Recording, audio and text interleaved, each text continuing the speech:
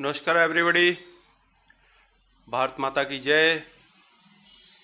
इससे पहले हमने जितने भी कॉन्सेप्ट किए हैं तो उसका एंड कॉन्सेप्ट हमने जो किया था दैट इज़ द इवेपोरेशन। तो इवेपोरेशन हमें क्लियर हो गया कि what is evaporation. It is a formation of water any vapours from the substance. Liquid substance के कोई वेपर्स बनते हैं उसको हम कहते हैं। तो जब इवेपोरेशन होती है उससे कूलिंग क्यों होती है। अब आप इसके लिए मैं आपको कुछ एग्जांपल्स दूंगा। कभी ना कभी ऐसा हुआ होगा कि आपके हाथ पे थिनर गिर गया। ममा आपके जो एसीटोन यूज़ करते हैं नेल पॉलिश रिमूव करने के लिए, दैट इज़ द, तो वो थिनर जहाँ आपके हाथ के ऊपर जो एसीटोन गिरी है वो एकदम से इवेपोरेट हो जाएगी। हो सकता है थोड़ा सा पेट्रोल लग गया हो तो ठंडा ठंडा कूल कूल महसूस हुआ। थिनर लगा, ठंडा ठंडा कूल कूल महसूस हुआ। आपने आपके हाथ से एसीटोन गया जो इवेपोरेट हुआ, वहाँ पर ठंडा ठंडा कूल कूल महसूस हुआ। नहीं कुछ महसूस हुआ तो सिंपल सी, आप एक और एग्जांपल देता हूँ आपको।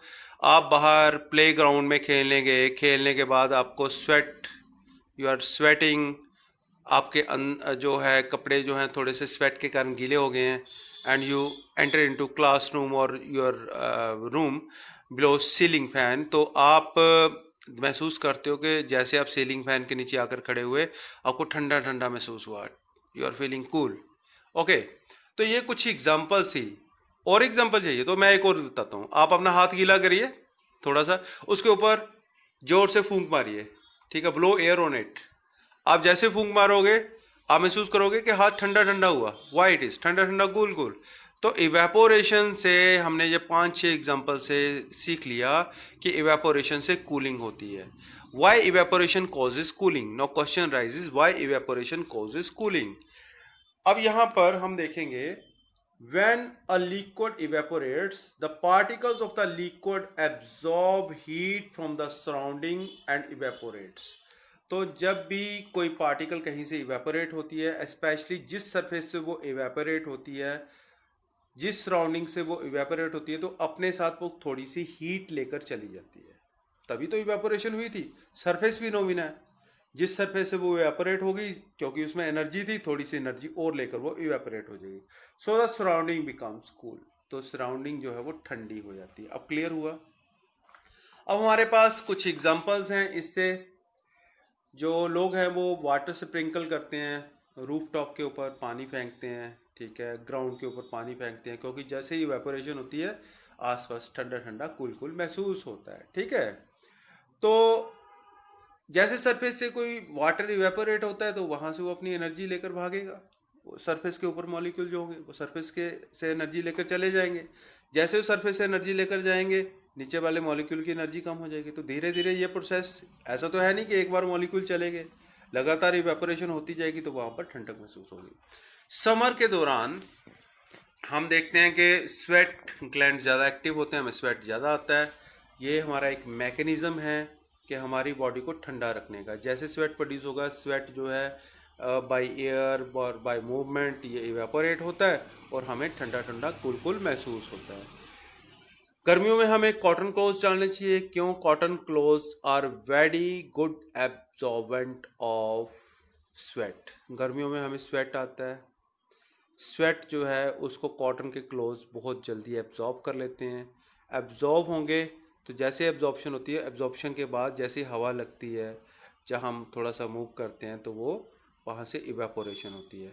इवेपोरेशन होने से हमारे कपड़ों से हमें ठंडा ठंडा कूल कूल महसूस होता है।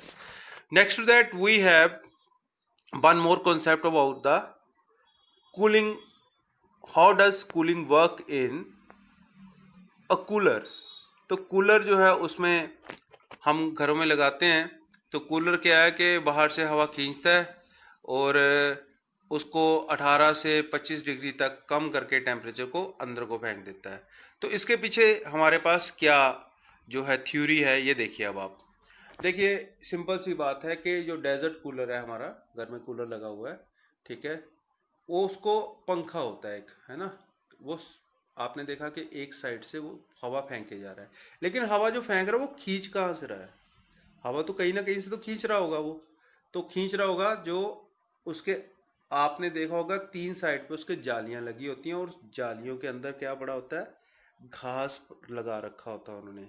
जहाँ उसके अंदर कुछ फाइबर्स वगैरह मौजूद होती हैं, और उस फाइबर को कौन गीला कर रहा है? उस फाइबर को एक पंप जो है वो पानी उठा उठा के उसको गीला कर रहा है।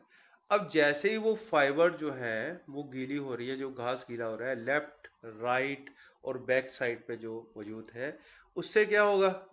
What will happen due to that? वो फाइबर तो गीली हो गई, अब उस फाइबर में से हवा खींची जा रही है इस कूलर के। यहाँ से मान लीजिए फिल्टर है ना, ये फाइबर है जो, यहाँ से हवा खींची जा रही है, ये सीधी कूलर इसको बाहर निकाल रहा है। जहाँ से ये रेड कलर क्या बता रहा है? ये रेड कलर बता रहा है हॉट एयर। जैसे ये फिल्टर में से पास होगी, इसकी इवेपोरेशन होगी, यहाँ पर पानी मौजूद है, उसको उसके साथ में वाटर वेपर्स ऐड हो जाएंगे ड्राई एयर में, और ये ठंडा हो जाएगा, और उसको कूलर क्या करेगा? बाहर जो हवा फेंकेगा वो ठंडी ठंडी हवा होगी। ठीक है, दिस इज द रीज़न। अब इसमें एक और कॉन्सेप्ट आ जाता है साथ में। अब मान लीजिए हमें पता है कि यहाँ से ये ड्राई एयर थी, यहाँ पर जो वेपर से फुल हवा है वो हमें मिल रही है। अगर हम मान लीजिए रूम के अंदर ऑलरेडी वेपर्स बहुत ज़्यादा हैं, तो फिर क्या होगा? फिर सिंपल सा काम होगा कि ये प्रोसेस हमारा काम करना बंद कर देगा, या काम करना कम हो जाएगा। बरसात के दिनों में ऑलरेडी वेपर्स बहुत ज़्यादा होते हैं, हम कूलर चला देते हैं, ठीक है, कूलर चलाने से क्या होता है? और वेपर्स आकर अंदर एंटर होना शुरू होते हैं। तो वेपर जब बहुत ज़्यादा हो जाते हैं तो हमारी बॉडी भी जो है वो क्या कर रही है? स्वेट छोड़ रही है। स्वेट की इवेपोरेशन नहीं हो रही, रूम के अंदर वेपर्स पहले ही ज़्यादा मौजूद थे, कुछ और वेपर्स हमने कूलर से इकट्ठे कर लिए, डेजर्ट कूलर से। उससे क्या होगा? एटमॉस्फेयर में वेपर्स बहुत ज़्यादा हो जाएंगे, हमारे इर्द गिर्द सराउंडिंग में वेपर्स बहुत ज़्यादा हो जाएंगे, और हम ज़्यादा स्वेट करेंगे। वी विल स्टार्ट स्वेटिंग मोर, और हमें गर्मी ज़्यादा लगेगी। अब इससे नेक्स्ट जो लास्ट कॉन्सेप्ट है हमारा, कि हम डिग्री सेल्सियस टेम्परेचर को केल्विन में कैसे कन्वर्ट करते हैं, ये हमने प्रीवियस किया था। तो इसका एक फार्मूला है बेटा, याद रखना है, kelvin is equal two degree Celsius plus 273.15। 15 को आपने छोड़ देना है। ये देखिए केल्विन डिग्री सेल्सियस 273। तो आपने क्या करना है? मान लीजिए मेरे पास 25 डिग्री सेल्सियस है, अब मैं इसको केल्विन में कन्वर्ट करना चाहता हूँ, तो क्या करना पड़ेगा मुझे? केल्विन जो है, ये ऊपर वाला फार्मूला देखिए, डिटो नीचे है, जहाँ पर डिग्री सेल्सियस लिखा था मैंने वहाँ पर 25 लिख दिया, उसमें 273 जोड़ दिए। राउंडिंग में लीजिए इसको, पॉइंट आप मत लीजिए, हायर क्लासेस में हम ले सकते हैं, अभी इसको छोड़ दीजिए। That will be equal to 298 kelvin. अब केल्विन को सेल्सियस में कन्वर्ट करना है, तो उसके लिए फार्मूला थोड़ा सा उल्टा कर दीजिए, यहाँ डिग्री सेल्सियस लगाइए और सामने केल्विन में से माइनस कर दीजिए। ठीक है, ओके। तो यहाँ पर क्या रहेगा हमारे पास? जैसे ऐसा होगा तो केल्विन टेम्परेचर जो आपने लिखना है दैट इज़ 310 माइनस, मान लीजिए हमें दिया है यहाँ पर 310 वैल्यू दी है, उसको डिग्री सेल्सियस में कन्वर्ट करना है, तो आप क्या करोगे? 310 में से -273 कर दोगे। रिमेंबर, यहाँ पर एक कुछ बच्चे बहुत ज़्यादा गलती करते हैं। मान लीजिए मेरे पास जो टेम्परेचर है वो मान लीजिए आ जाता है that is equal to 200 kelvin. तो 200 केल्विन जो है उसको हमने डिग्री सेल्सियस में कन्वर्ट करना है, तो उसमें क्या करेगा? 200 यहाँ पर आएगा और 270 ये रहेगा, और माइनस में हमारे पास वैल्यू आएगी यहाँ पर। ये आप मिस्टेक कर देते हो, इस मिस्टेक को नहीं करना है। तो keep watching my channel, this is the end of the chapter. इस चैप्टर के मैं नोट्स जो है बहुत जल्दी आपको जो गूगल ड्राइव के ऊपर मैं अपलोड कर दूंगा, आप वहाँ से इसको डाउनलोड कर सकते हो और उसका प्रिंट आउट निकाल सकते हो। Keep watching my channel easy science with Pooja and Rajeev Mahajan sir. तो आप इसको वॉच करिए और बच्चों को बताइए, सब्सक्राइब करिए इसको। सब्सक्राइब करने के बाद उसका लिंक जो है और बच्चों को शेयर करिए।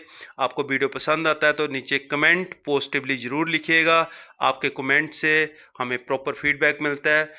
बेटा अगर आपका कोई क्वेश्चन हो तो वो क्वेश्चन आप नीचे कमेंट सेक्शन में लिख के भेज सकते हो। Have a nice day, thank you.